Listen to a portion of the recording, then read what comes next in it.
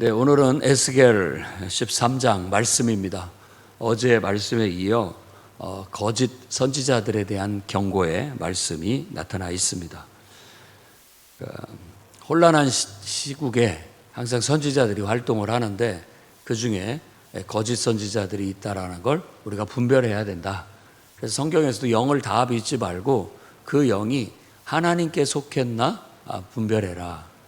이걸 확인해야 된다라는 것을 말하고 있습니다. 그래서 오늘날 우리들이 이단을 판별하는 것도 마찬가지겠죠. 정말 하나님께로부터 왔는가? 하나님께로부터 모든 게 시작됐는가? 그런 것들을 우리가 봐야 되고 그들의 가르침이 이제 하나님께로부터 온 것인가? 이런 것들을 분별해서 판정을 내리는 전문가들이 있습니다. 그런 사람들이 봤을 때 그들의 설교나 가르침이나 또 여러 가지 행하는 행습들이 하나님께로부터 온 것이 아닌 자의적이고 자기 숭배적인 그런 것들이 있다면 그것을 이제 우리가 잘못됐다라고 해서 수정하고 고치기를 바라지만 그걸 받아들이지 않았을 때 이제 그들을 건전한 기독교에서 이렇게 제외시키는 거죠. 그래서 이단이라고 합니다. 끊어낸다는 거죠. 단을. 그래서 다른 단체로 제외시키는 것입니다. 오늘 말씀도 이제 그런 내용이 나타나 있습니다. 일단 1절부터 16절까지 말씀에 바로 예루살렘에서 예언하기를 평강이 없는데도 불구하고 평강하다라고 이제 계시를 받고 예언하는 그런 자들은 마치 곧 쓰러질 담에다가 회칠만 더하는 그런 꼴이다. 그러니까 이런 걸 우리가 말한다면은 어떻게 보면 아주 고질적인 낙관주의를 말합니다. 그러니까 괜찮다, 잘 된다, 다 잘 된다. 무조건 좋은 예언만 해주는 그런 거죠. 그래서 이런 것들은 지금 곧 썩어서 무너져 내리게 생겼는데도 그냥 겉만 보기 좋게 칠하는 꼴밖에 안 되는 것이다. 그러면 하나님께서는 결국 거기에 비를 내리고 폭우가 치고서 그 회칠한 것 다 벗겨지고 결국은 그 담이 무너지게 되게 만들 것이다. 결국 무너지게 될 것이다. 그러니까 담도 무너져 버리고 회칠한 사람들도 무너져 버리니까 자기가 한 일이 이제 거짓되다는 걸 알기 때문에 다 사라지게 될 것이다 라는 것을 성토하고 있어요. 그러면 이렇게 거짓 선지자라고 할 수 있는 사람들은 어떤 사람이냐? 하나님 앞에서 본 것도 없이 들은 것도 없이 자기 심령을 따라 예언하는 어리석은 자들이다라고 말하고 있습니다. 그러니까 그들은 내가 하나님 말씀을 너에게 전한다라고 하지만 사실은 하나님이 보내지 않았다라고 말합니다. 그래서 앞에서도 지금 이 말씀 속에 나타나 있는 비유 속에서도 결국 회칠한 것들이 비가 내리면 다 떨어져 나가서 기초가 드러나 보일 것이다. 이제 있는 그대로의 모습이 적나라하게 나타나게 될 것이다 라고 했는데 이 기초가 중요합니다. 기초가 이게 하나님께로부터 온 건가 아니면 자기 자신한테 온 건가 아니면 사탄에게서 온 건가. 우리도 이제 기도하고 성령 충만함을 받으면 완전히 우리가 성령의 충만함을 받으면 내 생각 같지만 내 생각이 아니라 그 기초가 하나님께 있어요. 그래서 하나님이 주신 마음이구나. 이게 하나님께로부터 온 마음이구나. 이게 하나님께로부터 온 생각이구나 라는 걸 느껴요. 그런데 어쩔 때 보면은 자기 생각에 푹 빠져가지고 그것이 곧 하나님의 뜻인 양 우리가 생각을 하게 되는데 이제 이게 풍랑이 막 치고 가라앉아서 기초가 드러나게 되면 그때 알아요. 그때는 내가 완전히 내 감정에 사로잡혀서 지금 그런 생각을 하고 말았구나. 이런 것들이 나중에 이게 차분히 가라앉아서 기초가 다 드러나면 알게 되는 거죠. 이건 사탄이 준 생각이었구나. 이런 것들을 이제 분별하게 되는 거죠. 그게 영들을 분별하는 거예요. 그러니까 누구든지 자기 감정에 휩싸이거나 자기 욕망에 휩싸이거나 어떤 자기의 악한 의도에 휩싸이면 이 마치 구름이 끼듯이 하나님을 볼 수가 없어요. 그리고 내 생각이 곧 하나님의 생각인지 착각을 할 수도 있고 내 감정이 하나님에게로부터 온 것인지 착각을 할 수도 있다라는 거예요. 그렇기 때문에 기독교 영성은 우리가 기도하고 또 말씀을 묵상하고 예배하는 목적은 그런 것들을 이렇게 가라앉혀서 기초를 보고자 하는 겁니다. 근본을 보고자 하는 거예요. 그래서 정말 하나님이 보여주신 것, 하나님께로부터 들은 것, 하나님께서 내게 주신 마음, 하나님께서 내게 주신 생각, 이것이 그냥 자연스럽게 순수하게 성령이 충만하면 그냥 되어지는 겁니다. 이렇게 되어져요. 그런데 우리가 성령 충만이 하나님의 영이 나를 지배하지 못하고 내 사사로운 감정이 나를 지배하거나 사사로운 내 욕심이 나를 지배하고 어떤 내 의도가 나를 이렇게 지배하면 그것에 의해서 하나님의 성령이 나를 이끌지를 못하게 되고 바로 내 감정, 내 생각, 내 의지, 내 욕망, 내 의도가 반영이 돼서 그냥 나타나게 되는 것이죠. 그런 것을 우리가 자기 마음대로 애언하는 그런 거짓된 참 선지자라 할 수 없다라는 것처럼 오늘날도 진정한 그리스도인이라 할 수 없다라고 그렇게 봐야 되겠습니다. 그 다음에 17절부터 23절까지는 이제 그보다 한 등급 더 낮은, 뭐 꼭 그렇게 보지 않아도 되겠습니다만은 전체적인 느낌이 그래요. 한 수준 낮은 이제 또 다른 자기 마음대로 애언하는 애언자들인데 그들을 여인이라고 이렇게 얘기합니다. 그러니까 어떻게 보면 앞에 있는 선지자들은 공식적인 선지자라고 한다면 이 사람들은 좀 비공식적인 선지자들이에요. 그래서 이 사람들은 더 질이 나쁘다. 더 질이 나빠요. 그건 뭐냐면 한 끼 먹을 어떤 음료와 한 끼 먹을 떡을 위해서 그냥 애언해 주는 사람들이에요. 그러니까 이게 더 질이 나쁜 거죠. 그러니까 먹을 것을 얻기 위해서 점을 봐주고 애언을 해주는데 이 점을 봐주고 애언해주는 이런 사람들이 그냥 평범하면 사람들이 이렇게 신비감을 못 갖잖아요. 그러니까 이런 사람들은, 점치는 사람들은 대부분 신비감을 위해서 온갖 것들로 치장을 합니다.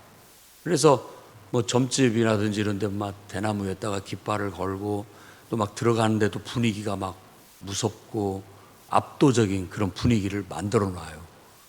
그러니까 사람들이 가면 일단 정신적으로 가스라이팅을 당할 수 있도록 준비가 되는 거예요. 그리고 무슨 말을 해도 그냥 끌려가는 거죠. 끌려가는 거예요. 그래서 이런 사람들은 좀 질이 더 나쁜다고 봅니다. 그래서 이 사람들을 묘사하는 말을 보면 영혼을 사냥하는 사람들이라고 그렇게 말하는 거예요. 영혼을 사냥한다. 곧 영혼을 사냥해서 사냥감으로 삼고 그렇게 하고 있는 거예요. 영혼을 사냥한다라는 이 사냥의 표현은 창세기에 바벨에서 그 신할 땅에서 아주 막 그 지도자로 섰던 니므롯에 대해서 얘기를 할 때 특이한 사냥꾼이라고 그렇게 얘기합니다. 특이한 사냥꾼. 그 특이한 사냥꾼이라는 말이 사람의 영혼을 사냥하는 거예요. 사람의 영혼을 사냥하기 위해서 부적을 만들고 수건을 씌우는 거예요. 그런 것들이 다 사람들의 영혼을 이렇게 자기의 손아귀에 잡고 흔들려고 하는 그런 것들이죠. 그래서 아주 지금 오늘날 세상 속에서도 아주 특이하게 강력한 지도자들, 이단 수장들, 이런 사람들을 보면 정말로 사람들이 왜 저 사람한테 저렇게 끌려다니나 라고 싶을 정도로 그들이 사람들의 영혼을 이렇게 확 잡고 있다라는 거예요. 그러니까 참 건전하고 정말 올바른 것들은 잘 안 자라는데 아주 해로운 잡풀들은 왜 그렇게 잘 자라는지 그냥 막 자라는 거죠. 그런 것처럼 사람들도 정말 묘하게 이런 악한 영에 끌려서 거기에 사로잡히면 할 짓 못할 짓 다 합니다. 그러니까 이게 얼마나 무서운 일인지 우리가 다시 한번 생각을 해야 돼요. 하나님은 거룩하신 분이에요. 그렇기 때문에 위대한 것이죠. 그런데 그것 때문에 또 하나님을 섬기기가 쉽지도 않습니다. 근데 뭐 제가 쉽지 않다라고 말하는 것은 불가능하고 어렵다라는 게 아니에요. 예수님께서 제자들에게 부자가 천국 가는 게 낙타가 바늘귀 들어가는 것보다 어렵다라고 하니까 제자들도 그럼 누가 하나님을 제대로 믿을 수 있겠습니까? 우리든 뭐 온전하겠습니까? 라고 했을 때 사람으로는 안 되지만 하나님으로는 된다. 그거거든요. 그러니까 자기가 자기 힘, 자기 의지, 자기 생각으로 하려고 하면 불가능한 거예요. 안 되는 거예요. 그리고 우리의 영적 질서가, 영적 원리가 하나님은 그렇게 하시는 거예요. 자기 힘, 자기 생각, 자기 의지를 가지고 하나님을 섬긴다고 하면 하나님의 영광을 드러낼 수가 없습니다. 사람으로 되는 게 아니에요. 하나님으로, 하나님의 영에 사로잡혀서 하나님의 영이 이끄는 대로 하면 되는 거예요. 그게 신앙이고 그걸 믿음으로 한다라고 말하는 거고, 그렇게 했을 때 그 믿음으로 하는 모든 헌신과 봉사와 섬김과 수고가 다 하나님의 영광을 드러내는 것이 되어서 인간으로서의 본분을 다하게 되니까 그야말로 값진 것이죠. 그런 참 신앙, 건전한 신앙을 가지라고 이스라엘 백성을 택했고 모세를 통해서 말씀을 줬고 그들을 정말 많은 하나님의 능력을 경험할 수 있도록 이끌시고 지도하고 가르쳤습니다.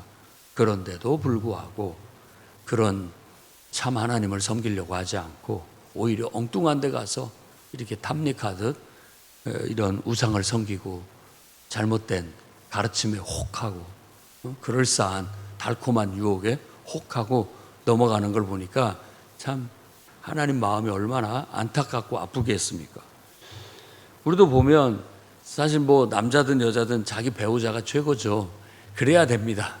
그렇게 믿고 살아야 되는데 다 결국 밥 해주고 빨래 해주고 같이 정말 좋든 싫든 어려움도 같이 하고 모든 것 잘하면 같이 하면 귀한 줄 알고 귀하게 대접을 해야 되는데 귀한 줄을 몰라요. 그러니까 늘 툴툴거리고 불만 불평 얘기하고 쌀쌀맞게 하고 그럽니다. 그리고 이제 뭐 속된 말로 외관 어떤 사람들이 이성이 좋아 보이는 거예요. 달콤해 보이고 다 훌륭해 보이고 그러니까는 그런 것이 바로 성경에서 말하는 간음하는 마음 그런 정신이다라고 얘기하는 거예요. 우상 섬기는 것이 그거하고 똑같은 느낌이에요. 똑같은 느낌이라고 말하는 거죠. 꼭 바람 피는 것 같은 느낌. 그러니까 정말 건전하고 좋은 것은 자꾸 별거 아니라고 생각을 하고 이렇게 막 자극적이고 달콤하고 유혹적인 것들에 혹해가지고 넘어가는 것 이런 것들을 말하는 겁니다. 그래서 하나님 말씀을 전하는 사람들이 지나친 낙관주의 이것도 경계해야 됩니다. 다 괜찮다, 잘 된다라고 하는 잘못된 것은 분명하게 기초를 드러내서 그것을 고치지 않는다면 지금 당장 뭐 괜찮다 뭐 이렇게 해도 결국은 무너지고 말 거니까 그 기초를 바로잡지 않는다면 근본을 바로잡지 않는다면 안 된다는 거예요. 우리 신앙도 근본을 똑바로 세우지 못하게 된다면 세워갈 수가 없어요. 왜냐하면 그 근본이 틀어졌기 때문에 세우면 무너져 버리고 딱 거기까지인 거예요. 기초를 반듯하게 세워서 나아가면 더 우리의 믿음이 더 커지고 우리가 더 하나님 앞에 유용하게 쓰임받고 위대한 삶을 살 수 있다라고 우리는 믿습니다. 그래서 기초를 바로잡는 것을 우리가 배워야 되겠습니다. 그리고 거짓된 말로 당연히 울고 근심하고 스트레스 받고 힘들어도 그 문제 해결해야 되는데 안 해도 괜찮다라고 해서 영혼을 사냥하는 사람들 잘못되게 그 사람을 죄에서부터 벗어나게 만들어야 되는데 벗어나지 못하게 만드는 꼴이 되는 거잖아요. 내가 덮어주니까, 자꾸만 덮어주니까. 이런 것도 생각을 해봐야 되는 거예요. 그래서 너무나 지나친 낙관주의, 그거 안 됩니다. 그리고 어제 말씀에서도 나타난 것처럼 자꾸 이렇게 뒤로 미루는 연기. 내 때에는 안 일어날 거야. 내가 살 때에는 괜찮을 거야. 내가 살아있는 동안은 괜찮을 거야 하는 이런 것도 정말 위험한 연기론이라고 말할 수 있어요. 그러니까 이런 것들도 우리가 주의해야 할 필요가 있습니다. 그래서 하나님은 그들을 다 심판하셔서 그들이, 내 백성이 그들의 사냥감이 되지 않게 만들겠다. 그들을 내가 다 제거해내겠다. 그들이 회발라서 사탕발림처럼 좋게 말하는 것들 다 결국은 씻어내서 있는 그대로의 실체를 보여주겠다라는 거예요.